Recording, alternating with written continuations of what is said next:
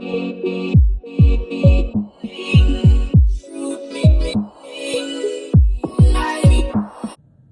everybody, that was a bit shocking. Were you watching the games this week and see some of the upsets that happened across the league? Yeah, we had a few of them. Week 10 is in the books. Time to take a look back at the week that was, take a look ahead at the week that will be. Welcome back to another episode of FFB from the 50. I'm your host, Dan Amsler. All right, looking back at week 10, we do have some injuries that we need to cover. Fortunately, not a whole lot happening at the quarterback position. A few minor bumps, scrapes, and dings. Nothing too terrible, but man, there were some whoppers at the wide receiver level. So let's start with the elephant in the room. Cooper Kupp has been placed on the IR. He's going to miss at least 4 games. He went and had surgery on his ankle. So if you are a Cooper Kupp person, man, that was tough. I am so sorry that it happened to your team. I don't have any shares of him. And I hope to kick your butt if I go against you, but that's not the way I want it done. So Cooper Kupp looks like he's going to miss 4 weeks at least with his high ankle sprain. He did undergo successful surgery again today. Jerry Jeudy is also battling an ankle injury. Looks like he is considered day-to-day. We'll see how his practice reps go this week to see what his availability might be moving forward into Week 11.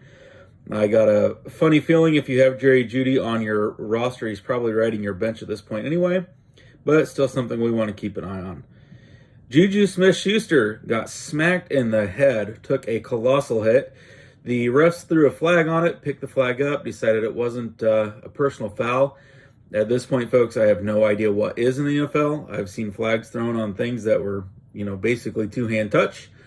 And then a hit like that, the flag gets picked up. But Juju Smith-Schuster was knocked out of that game. He is currently in concussion protocol.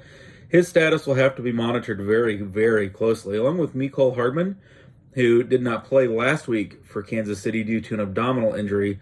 So this might be Marquez Valdez-Scantling and Kadarius Toney time for KC. Let's hope that Hardman can come back. But if not, those two might be 2 guys that you want to run out to the free agency or waiver wire and grab while you can. All right, moving on to the running backs. Leonard Fournette suffered a hip pointer in the game over in Germany. Looks like he is expected to play this week. I'm wondering if that has anything to do with Rachaad White's fantastic performance. But Leonard Fournette is expected to give it a go this week. We'll have to monitor his practice reps as well. And Khalil Herbert for the Chicago Bears was placed on IR today as well, so he's going to miss at least 4 weeks. Some big injuries at the tight end position, a position that's already thin to begin with. Looks like Zach Ertz is going to miss the remainder of the season. At least that's what early reports right now are indicating with his knee injury. And Dallas Goedert could miss some time with his shoulder injury on another missed opportunity for the referees to actually throw a flag when it mattered. That was a clear-cut face mask. It did not get called. It had ramifications on the game. But I digress. You don't want to get me started on the referees this week. It was another brutal week. If you want another example, go out and take a look at the Gabriel Davis catch that shouldn't have been. That happened with under 2 minutes to go in that game. Hell of a game, but it was closer than it should have been. So referees, I'm going to give you a shout out, but not for any of the right reasons. What an absolute joke you guys were this week. And I hate to say that because I got friends who are referees. I have a tremendous amount of respect for them, but holy cow, that was brutal. Getting to the point where it's getting hard to watch some of these games. I don't even know what's a penalty and what isn't anymore. So, all right. Moving on to 3 things I want to talk about going into Week 11 and possibly moving on through the rest of the season. So the first thing I want to talk about is the Deebo Samuel problem. If you recall back a few weeks ago after the trade deadline, I said that I really thought that Christian McCaffrey trade was going to hurt Deebo more than anybody else on that team. Looks like I might be correct, but not for reasons I expected. So I really thought Christian McCaffrey was going to become a Deebo problem. I was not expecting Elijah Mitchell to come back and also be a part of that problem. This past week in the 49ers game, McCaffrey got 14 carries. Mitchell got 18, so Mitchell actually got more carries than anybody else on the team. Deebo only received 4 carries out of the backfield. He only had 6 targets in the passing game. McCaffrey himself also had 6. Mitchell had two targets out of the backfield. So, unfortunately, 10 total opportunities probably is just not going to cut it for Debo. We need to see more usage out of him. I've got him in a league. He's my wide receiver too. I may actually consider putting him on the bench until we see some better usage out of him. So, yeah, McCaffrey, 14 carries, 6 targets in the passing game. Elijah Mitchell, 18 carries, 2 targets in the passing game. Debo, 4 carries, 6 targets. Hard to get a lot of points when you're just not getting the opportunities. Did not see Elijah Mitchell being that much of a problem for him, but that is the case. Next one I want to talk about is Justin Fields, and this is not just as a Bears fan. This has everything to do with fantasy football. So let's just take a look back at the last 4 weeks for Justin Fields. Going back to week 7 against the Patriots, he threw for 1 touchdown. He did have 82 yards on the ground and another touchdown in the rushing game. You know, that's pretty incredible. He scored 25 points for fantasy purposes in the leagues that I play in. Those rushing yards count typically more than passing yards. In most leagues, passing yards, it takes 25 passing yards to equal 1 point, only 10 rushing yards to get that same point. Now, in my leagues, every touchdown is worth 6 points, but a lot of leagues will actually only give quarterbacks 4 points for a passing touchdown. So rushing touchdowns in many leagues are worth more than a passing touchdown. So fantastic week back in week 7, 25 points. Moving on to week 8, he had 2 touchdown passes, another 60 yards on the ground with another touchdown, and another 30 points. So, yeah, can't hardly beat that. And then you go on to week 9 when he absolutely exploded. He had 3 touchdown passes, had 178 yards rushing on the ground, set a single season record for a regular season game for a quarterback with rushing yards. Scored 50 points. There are a lot of leagues that offer yardage bonuses for both passing and rushing and receiving yards once you reach certain plateaus. So I know that had a part to do with it, but in the leagues that I'm in, he scored 50 points in week 9. Last week, even in the loss to Detroit, he had 2 more touchdown passes, 147 yards on the ground, 2 more touchdowns on the ground. So back-to-back weeks with 4 touchdowns. This week, he scored 43 points against Detroit. Kind of an interesting note, as of right now, Justin Fields is number 6 in the NFL in rushing yards. That's not for quarterbacks. That is strictly rushing yards across the NFL. Justin Fields is number 6 in the NFL. I want you to let that sink in. And he has had multiple touchdowns in every single game for the last 4 weeks. And in fact, like I said, back-to-back weeks where he scored 4 touchdowns.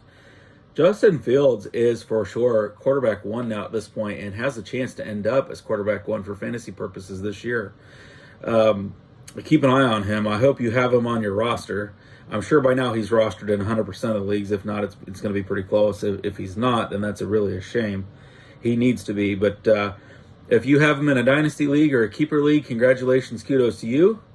I count myself amongst those. Glad to have him. I'm actually going to be starting him over Lamar Jackson the rest of the season, at least until the Bears have their bye week or unless something changes. So, fantastic.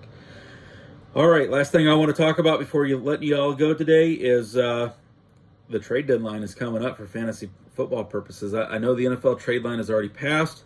Some of my leagues, the NFL trade deadline is not until December, but there are a number of the leagues that I'm in where the trade deadline automatically defers to the 19th of November, which is this weekend. If you're going to make any trades, get out there and do so as quickly as you can. I want to make a couple points here, though. This is some of the keys to my success. Do not make a trade just for the sake of making a trade. And then when you're making a trade, I would also strongly encourage you to look at what you're gaining versus what you're losing. There are times when trading a better player away makes sense, but that is going to have everything to do with your positional depth. I ended up trading A.J. Brown earlier this year for Aaron Jones. I did not want to trade away A.J. Brown. I know he scored more points than Aaron Jones on the season, but I needed running back depth, and I had a ton of wide receiver. So for me, that trade made sense. Now, I did package it and was able to get some depth as well. But make sure when you're making these trades, make sure you know what you're doing. Make sure you know what you're getting in return. Make sure you pay attention to the injury reports. I've had people offer me players that were injured hoping that I wouldn't notice. Kind of an absolute joke, but that's some of the people that I play with or have played with in the past. So make sure you're paying attention to those things. Pay attention to the upcoming matchups. See if they've already had their bye week if they haven't. I'd hate for you to be one of those people that trade for somebody who has not had their bye week and you're getting back somebody who already has, or vice versa. Make sure you're paying attention to those. Make sure those players are going to be on the field. They don't do you any good if they're sitting on your bench. So, all right, folks, if you could go down to the comment section, let me know if there's any other injuries that I've missed that you want me to talk about. Let me know if there's any other players that you want me to highlight on here. I know I've talked about Justin Fields a couple times, but his rise has been meteoric and historical for fantasy football purposes. I want to make sure we're touching on that. I am very concerned about Deebo Samuel. This is one of those things that I predicted after the Christian McCaffrey trade. Go out and take a look at those videos where I actually talk about that. Yeah, go down to the comment section, interact with these videos. I don't know who you want me to talk about and who you don't want me to talk about unless you're going down there and letting me know. If you could, subscribe to this channel. I'd really like to get this to 50 subscribers. That way we can start doing live streams. It is absolutely free to subscribe. It costs nothing. You don't even have to watch all the videos. Obviously, I prefer you did. I do get credit for you watching the videos. Make sure you leave a like on the video, interact with it in some way, shape, or form. The YouTube algorithm absolutely loves that stuff and will promote my videos that way. All right, folks. Until next time, see ya.